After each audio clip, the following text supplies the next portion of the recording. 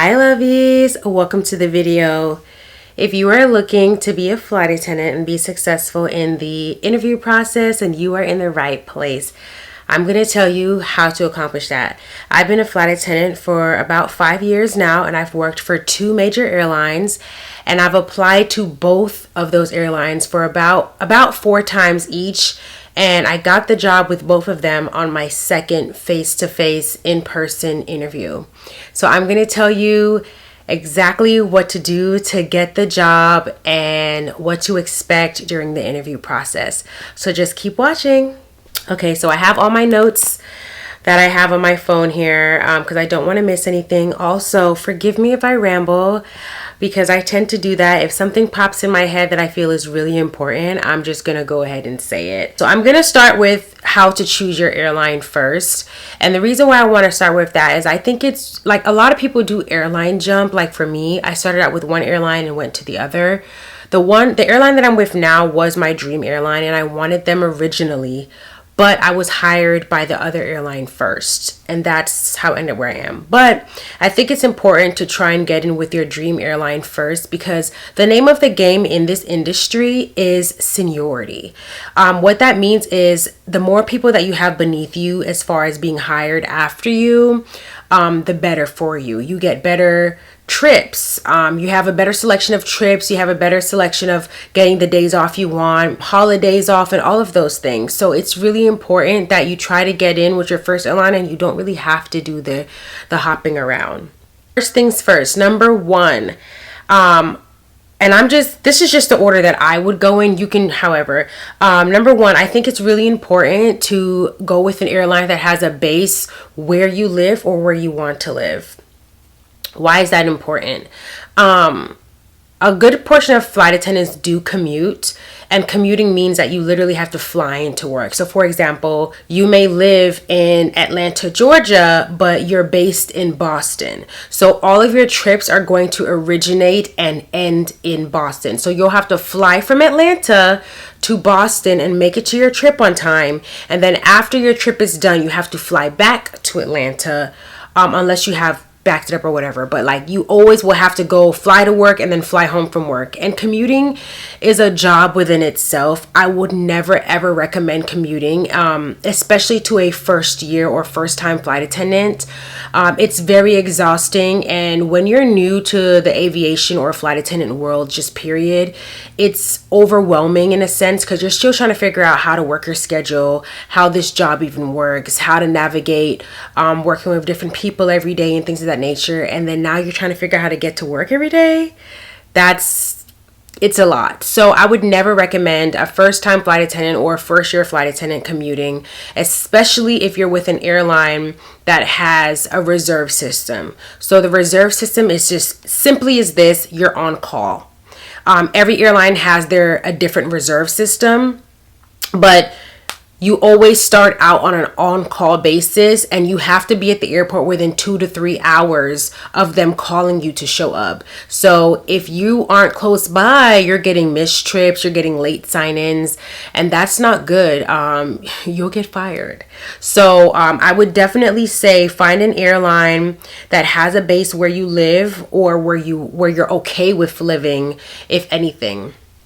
Now, with that being said, you do have to be realistic. So for example, Delta and United Airlines, they both have bases in Honolulu. United has base in Guam.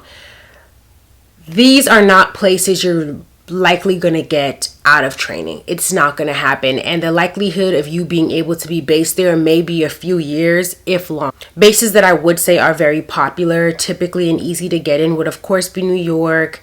I think Boston is a very easy one to get in. I'm trying to think. I think Denver is an easy one to get in with United. But also, for example, let's say you want to live in Atlanta, Georgia, or you already do live in Atlanta, Georgia.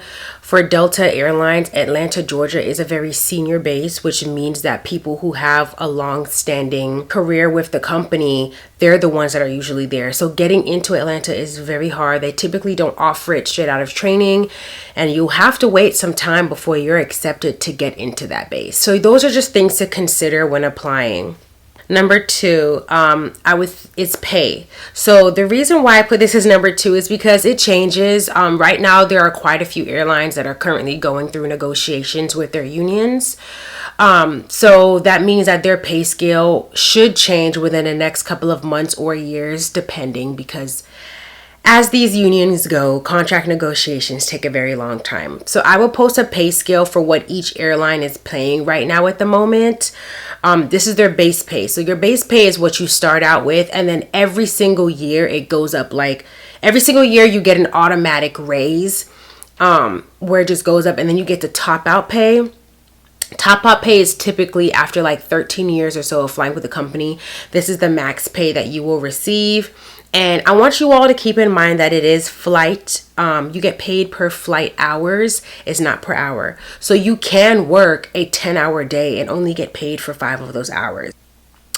Here is the pay scale of what each airline is currently paying as of September 2024.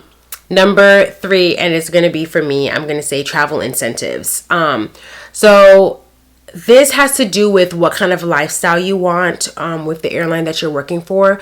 So if you're someone that doesn't really care to travel internationally and you're okay with just doing the domestic things and exploring America, America has a lot of great places to travel to and explore and see. So I will say that. But let's just say you're just interested in doing domestic things, like in just staying in Hawaii or maybe the Caribbean, then JetBlue is a great airline for you to do. Spirit, Southwest, these are great airlines to go with. If you want more international trips, like going to Europe, Africa, other continents, South America, Asia, then you're going to want to try and apply to one of the big 3s, United, Delta, and American. Out of those 3, United has the most international destinations currently. So they go to more destinations and have more layovers in other countries than all 3 of those airlines. Last but not least, number 4, union. Most of these airlines do have unions. Delta is currently the only airline that does not have a union. And I think it's important for people to understand and know what you're getting into. If you are someone that's just like pro-union, you have to have one, then I would definitely look into applying to other airlines that have unions. For example, United is currently under the AFA. American's flight attendant unions is the APFA, and so on. It is very important to understand what each union offers and how they treat their flight attendants. I want to emphasize this so importantly. Please do not look into pilot unions. Pilot unions are completely different. They get completely different incentives. And let's be honest, the pilots deserve it. They've worked their butts off. They spent a lot of money to be where they are. So they deserve it. Look into the flight attendant unions. And I think one thing that's very important to look into is how that union or that company handled the pandemic. That showed me a lot with my previous company that I worked with and how they treated us. And I honestly, so the company I'm with was my dream company always. But once I got in with the first company I was with, I was like, I might as well stay here. Like, it's fine. Like, I don't feel like doing training and things again. But the way things were handled during the pandemic made me jump ship like that. So I think it's very important to look that up and see how things were handled during the pandemic. And I also want to keep in mind this as well. Most of these unions, once you sign with the airline, you have to be a part of the union. You don't get a choice to say, I don't want to do this. You're a part of the union and you pay union dues. And if you don't want to be a part of it, then you don't have a flight attendant job. Point blank, period. Also, with the union contract that you sign, you are not allowed to speak illy of the union. So you won't really see lots of articles and things of people speaking badly about the union that they worked for or things of that nature, because they're not allowed to. You'll get fired. So I would always say, find a trusted friend from that airline and speak to them and ask them their honest opinions about how they feel like they're being treated and how things are being handled. And just, I would also get a second opinion, because, you know, sometimes people can, you know, exaggerate things. So I think it's important to do that research if that's important to you. Let's get down to the real reason that why you are here. How to apply to be a flight attendant and how to be successful and get the job. Okay. So first things first, you're going to want to apply. How you apply is you go to the airline of your choice, you go to their website, and then at the very, very bottom where you have like all these little buttons and it'd be like contact us and things of that nature, you'll see a career button. Click on careers, and then in the search tab, you're going to want to type in flight or flight attendant. And if there's a position available, you can click on it and apply from there. Typically, sometimes the airlines on their websites, they do allow you to sign up for notifications so that whenever they do open up the hiring process again, you can get an email notification so that you can apply. I highly recommend doing that. But also, if you have flight attendant friends, just be aware of when they say, hey guys, we're going to be hiring soon, and save that date in your calendar. Number one, if you hear that the airline of your choice is hiring, save it in your calendar immediately. Save it in your calendar, set an alert, set an alarm to make sure you apply, because airlines are now, we've done a big hiring spree for like all the airlines. So they're now back in a place where they're pretty much fully staffed, and they're back to their original critiquing process. So they will open up applications and close them the exact same day within a few hours, or they might close them by the end of the week. So you don't have as much time as you think you do to apply to these airlines. So set an alarm and make sure you have everything up to date. Make sure your resume is up to date, the phone number, address, all your previous jobs, your accolades. Make sure, also make sure you're spelling the airline correctly when you're applying to it. If you have a cover letter, for example, Delta Airlines, they don't spell airlines together. It's airlines. And a lot of people at Delta in corporate are very, very big and picky on that. So just make sure. And then also just keep in mind the airline that you're applying to, their core values. Also, another thing I want you guys to keep in mind throughout the entire application and hiring process is this: safety, customer service. Safety is 1, customer service is 2. So just keep those things in the back of your mind. Number 2, so typically after you apply, it usually happens right away, or it could take a few days or so. You get sent a personality assessment, and this is so that they can just get a feel of like who you are. And sometimes they make it a little fun where they'll be like, okay, well, it's a chart to show you like the type of personality traits you have, and this is the type of person you are. Like you're a type A or type B or type C or type D person, things of that nature. They do put on it that it's non-punitive and they're just evaluating or whatever. Take it seriously. It's not a joke. Next thing after the personality assessment, things have switched up, okay? So when I was hired previously, there were things done a certain way, and then during their hiring spree, every airline for the past 2-3 years has been like trying to get as many people in the door as they can. So they switched things up so that the elimination process wasn't as stringent. But typically the next step after the personality assessment is a video interview on the computer. So what this is, it's like an AI video interview. You're literally just talking to the computer. That's it. And then you're doing the interview. Now, this is the part that takes a lot of people out.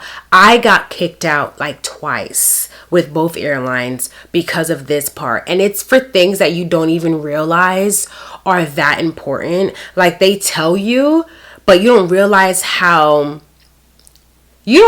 strict the computer system is against you. And I know this personally because I have spoken to people that are in the interview process and they've told me these things. So number 1, when it comes to that video interview, everything has to be on point, okay?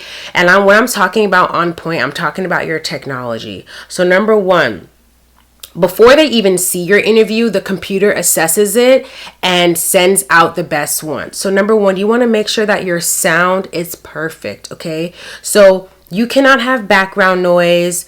You can't, if you live on a busy street where there's like lots of cars and stuff, just you need to go to maybe a library or something that has a quiet room, because that, if the computer picks that up, you're out. No one is going to see your interview.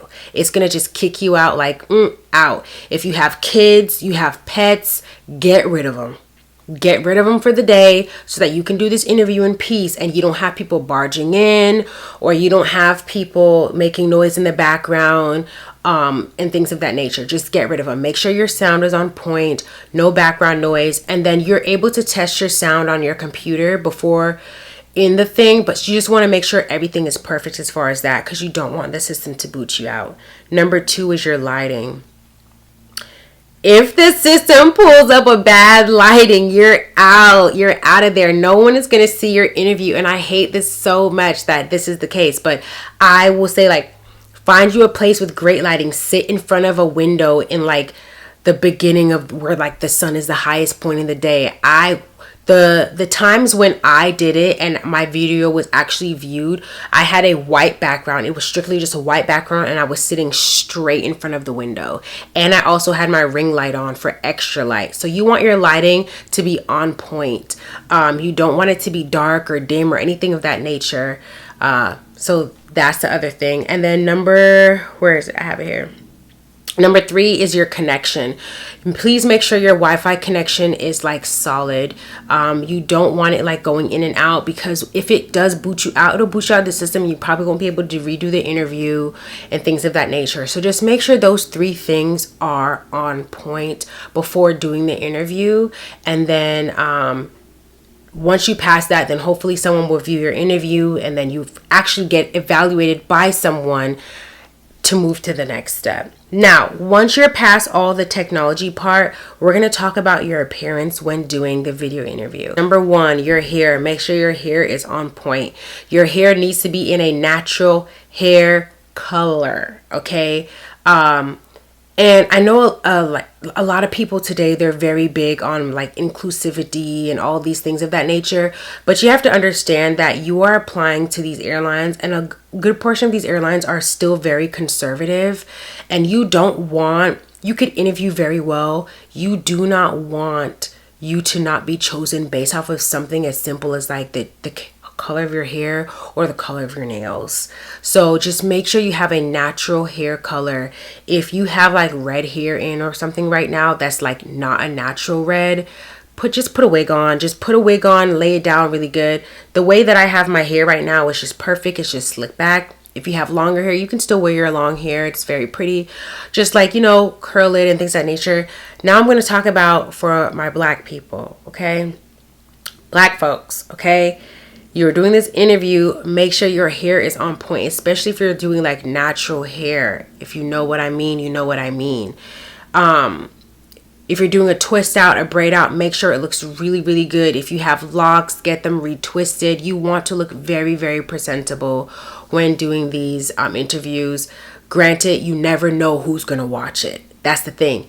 Like, you don't know who is going to watch your interview and evaluate you. So you just want to make sure that you're always looking sharp and on point. And then next thing is your makeup. So if you are someone that wears makeup, you want it to be a very natural looking makeup to enhance, not cover. So they don't like heavy makeup or like cakey makeup. They don't like bright colors. So don't wear like super bright eyeshadows. Red lip, I think a red lip or a cute pink lip and stuff like that is fine, but you don't want to overdo it. Keep it very subtle, and things of that nature. So just keep your makeup very light. I'll kind of post example, but just be you, but just make sure you need to remain and look professional, neat and clean. This is what I did for both of them. Go on glassdoor.com and you're going to look in flights and interviews for the airline that you're applying to. There's a lot of things on there that show you the kind of questions that have been asked. Now, I will say this. They know that people are going on glassdoor.com because when I was in my interview, they said it. So they know that people are going on glassdoor.com and they're constantly going on there. So the questions that you're being asked that are being seen on Glassdoor, you're not going to be asked them in an interview process, but it at least gives you an example or and to put you in the mindset of what they're looking for, and so that you can practice like setting up your mind to that and answer them effectively. Now you're going to want to answer your questions in the STAR method. S is going to be the situation, so you're going to explain the situation, and then the T is the task. You're going to talk about the task at hand and the problem. A is the action. You're going to describe what you did in order to solve the problem or complete the task. And R is the result. So you're going to speak about the results, about what happened from the action or task. And you're going to say whether it came out good, whether it came out bad, and what you could have changed, right? So that's how you want to practice answering every single one of your questions. Get in the habit. We're going to move on to the next step, which is typically the in-person video interview, which is pretty much like a Zoom call. So this part is a lot better for me because I feel like you don't have to deal with the computer comms of like worrying about whether your sound or your lighting and stuff is on point. You still want it to be on point, but at least you're talking face to face to someone, like an actual person. So, like they understand, they see things, but still, if you have kids or dogs or anything like that, just get rid of them. Like, remain professional.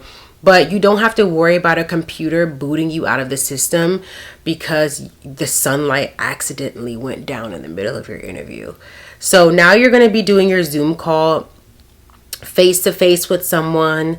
And it's the same exact thing I'm going to say. You want to be professional. Keep your top. Oh, I didn't speak about that in the last part. So just for both of them. So you want to be... look professional on top, of course, just kind of like right now, like professional on top. Well, I'm not right now. And then party on bottom. I literally have on my pajamas on bottom, but you can't see. So that's literally how the video is going to be. So just wear like a blazer and a nice top, or like a professional dress or something like that. Like that's how you want to do your interview. That's how you want to look in both the video interview and then the Zoom one that you're going to do. Same thing with makeup goes. Make it very natural looking. Same thing with your hair. Very professional, very neat, very clean. And then, yeah, I would also once again practice your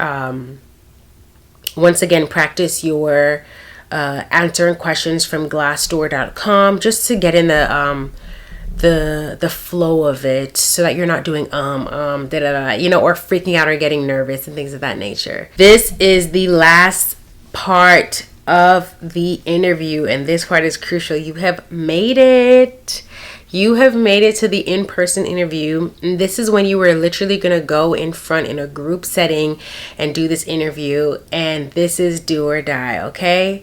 So first things first, the companies, they do fly you out for the interview, and depending on when you're being flown out, you may have to spend the night. So they will fly you out for free, but you have to find your own accommodation. So like staying at a friend's house, or booking a hotel, and then finding your way to the interview.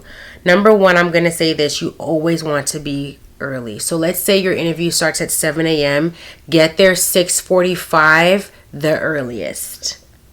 6:45, the earliest or the latest. You don't want to be pulling up in there at like 6:58 because you're late at that point. And they really do look at things like that. So you want to be showing up early. And then also, let me see. You want to have a good breakfast or a good meal before the interview. These interviews can go on like 4 to 5 hours, and you're nervous. Like you have nerves, and literally your nerves are eating up your gut. So always have a good meal. Like the first company that I worked with, when I left that interview, I had a migraine. I had a migraine from stress and hunger because I did not have a great meal beforehand because I was so nervous I couldn't eat. But the second time, I forced myself to eat. I was like, I am eating this food because I do not want to leave this place with a migraine like I did the last time. So just make sure you have a really, really good meal before you go there. Make sure your breath is good because you're going to be interacting with a lot of different people. And when you get there, you want to smile and be friendly. They're like, this is a very social job. Like, you're working with lots of people and different people every single day from different walks of life, different cultures. So you have to be able to interact with people naturally, and remain professional, but also friendly. So they want to see that. Go there, smile, be friendly, talk to people, engage with people. I mean, just be yourself, but you definitely want to showcase that you're a sociable person.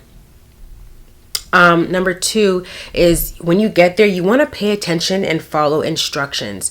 They will give you instructions on things. If you're someone who forgets things easily, write it down, but make sure like you pay attention and follow specific instructions that they give you about things, because they are critiquing that and they're looking to see how well you follow instructions, and how well you pay attention to things being done. Because when you get out on the job, like, we have lots of rules and regulations and you're expected to follow that. And if you can't follow that, then you can't get this job. That's pretty much what they're going to say in their head. Okay. So just make sure you follow and pay attention to all the instructions that they give you.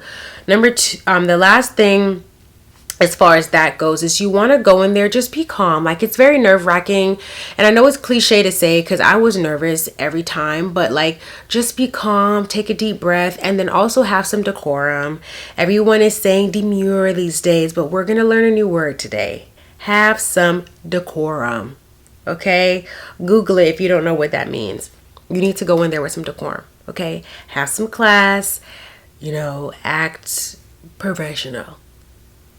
All right, so now we're going to talk about your appearance when you're going to the in-person interview.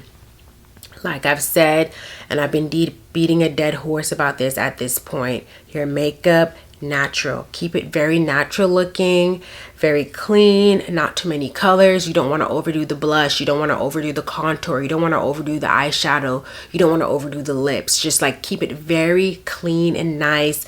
A red lip is cute. If you're going to do that, make sure the face is very just like light. Also, when I say light, I mean like not heavy makeup. With your hair, you can wear your hair down. You don't have to bun it or things like that, but just make sure your hair is neat and well put together.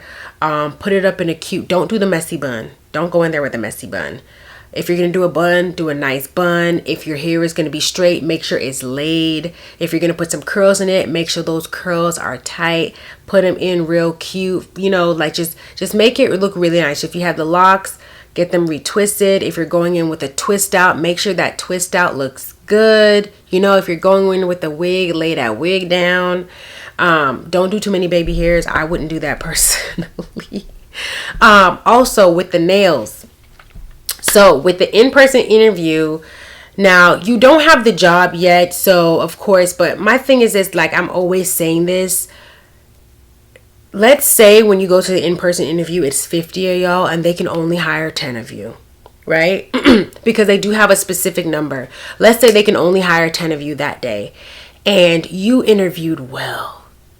You did so good, but so did somebody else, right? And they have to make a decision between you and the other person. You don't want them to make a decision to pick the other person over you because of something cosmetic. So with the nails, go in there. You don't want long nails. Do not go in there with those long stiletto nails. Like this, I feel like is good. The length that I have is great. Or just wear your own natural nail.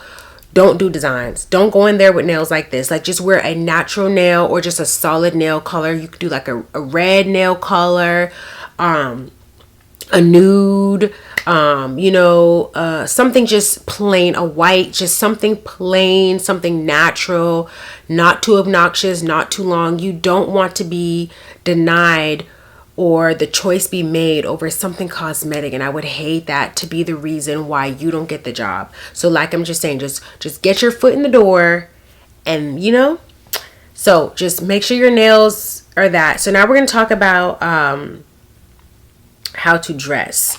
So they will, most of the times they tell you, I don't know if they're still telling people this, but they did for both of the airlines that I applied to. Like when you were going to the interview, like they sent us a pamphlet saying like kind of what to expect and like how to dress. Like I think it's so nice that they actually sent that how to dress thing, because like Okay. And they literally said on there, do not show up like a flight attendant. And they had said it to us in the interview too. They really hate that for some reason. They do. So, for example, if you are applying to Spirit Airlines, don't show up there in yellow and black. If you're applying to Delta, do not show up there in a purple dress. Don't do it. They hate that stuff. So just go in there natural. Wear a good business suit. I would always recommend remaining to the business colors of like black, gray, white, the creams, the good navy blue, the good red, like things of those nature you want to stick to. And I would always say a third piece. So if you're going to wear like a skirt and top, put a blazer on. If you're going to wear the pant, do a pantsuit. If you're going to do a dress, put a blazer over the dress as well. So when I got hired for both of those airlines, what I had on was a pantsuit. You can wear whatever, but that's just what I was wearing when I both got the job. So it was a navy blue pantsuit with a cream top that I had on, and I did a cute little red scarf. It was like a floral red scarf that I did with it, and I also had navy shoes to match with it. And my hair was in a bob, and I had put curls in it. That's how I looked for my interviews. And make sure you look neat. Iron it. Get it pressed. Iron it, get it pressed. Make sure your stocking doesn't have a run in it if you're wearing a stocking. Make sure that dress or that skirt is not too short. If you are a girl that is curvy, you may have to buy it a little longer. Do it. You want to make sure it's at your knees or a little longer. You don't want to look like a pilgrim, but you definitely don't want to go in there like you're going to the club. You don't want to wear something too tight. If you have on a dress that's a little on the form-fitting side, I can't emphasize this enough, put that blazer on and keep it on. Of course, your earrings, your jewelry, keep it very minimal. Do not wear a million rings. If you wear a wedding ring, just wear that one wedding ring. Take all that other stuff off. Wear a watch. Wear a watch. Because you have to wear a watch on the job. Wear a watch. Your necklace, keep it. Don't do a dangly necklace. Just do something, or a choker. Just do something very light and like just easy. I did like, you could do like a string of pearls or whatever you need to do. Even these earrings I feel like are okay to do at the job interview, but I just did pearl studs just to be safe, because like I said, you don't know who's going to interview you. Like there's a different people, you have actual flight attendants interviewing you, and you don't know. They're supposed to be objective and open-minded, but you don't know who's going to interview you. So you want to be prepared for anybody, and you want them to be able to connect with you, to see your professionalism, and to just like you. That's just really, you need to get into the door. That's it, okay? Just get your foot in the door. As far as facial jewelry goes, they do allow facial jewelry, but I think just a nose ring. So if you have like I think a nose ring is allowed, but I wouldn't even do that. Like I just wouldn't do it. Like I said, you never know who your interviewer is going to be. They're supposed to be objective, but I just wouldn't do it. I would take it out for the day. Tongue ring, take it out. Like just take it out. If you have like a million earrings, just leave in two. Yeah, just leave in two earrings. Just take the rest of the facial jewelry out. As far as tattoos goes, so this one is really tricky, because I know some airlines are okay with tattoos now, and they just can't be larger than a badge, but there are some airlines that still are not okay with it. I would never recommend lying. It is important to be honest about it, but what I did, so I had a tattoo right here and I had one right here, but I was in the process of removing them before I had even started applying to the job. So I covered them up with makeup. And you literally couldn't even tell. Don't wear a band-aid. Just don't even do that. But I did that because I was removing them anyways. Like it's like you can't even see this now. But I would definitely yeah, if you have tattoos, I mean, like if you have like a sleeve or something, cover it up. Just wear like a long sleeve, you know. But if you, I don't know, dude, like cover up the tattoos. I know a lot of people like to go in there and show their personality with like how they dress and stuff like that, and you can, but you want to keep it very professional. You got to keep in mind that this is a corporate company, and a lot of these companies are very conservative. A lot of these companies are very conservative, so you can't really just go all out there. You really have to stay on the conservative side. They want to make sure that they're hiring someone that knows how to follow the rules, that knows how to look presentable, and that knows how to carry themselves in a manner that will represent the company in a good light. Show up with natural makeup, show up with your hair laid, neat and polished. Make sure your nails are neat and polished, or just, even if they're not polished, just like neat and clean.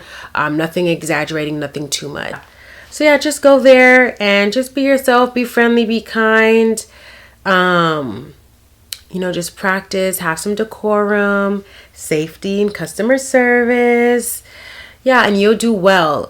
Now, when it comes to finding out if you got the job, you can either find out through email or same day or whatever. We're not supposed to say that. I did find out from one of the airlines through email, where they sent me an email and said, hey, you've got the job. Or if you got the CJO, which is your conditional job offer. So you don't have the job, you still have to go through training, and training is 6 to 8 weeks depending on the airline that you're with, and that is a whole nother ball game.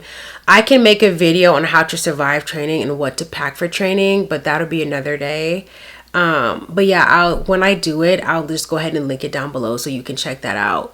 But yeah, so just wait to see what they say. Check that email. One last thing. So after you're leaving the interview, you may have to fly home or whatever.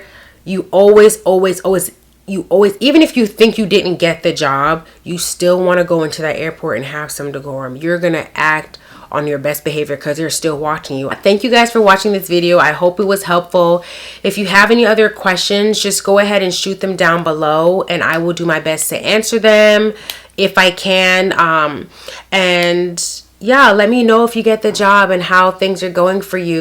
Thank you for tuning in. Don't forget to subscribe, like. Thank you. Bye.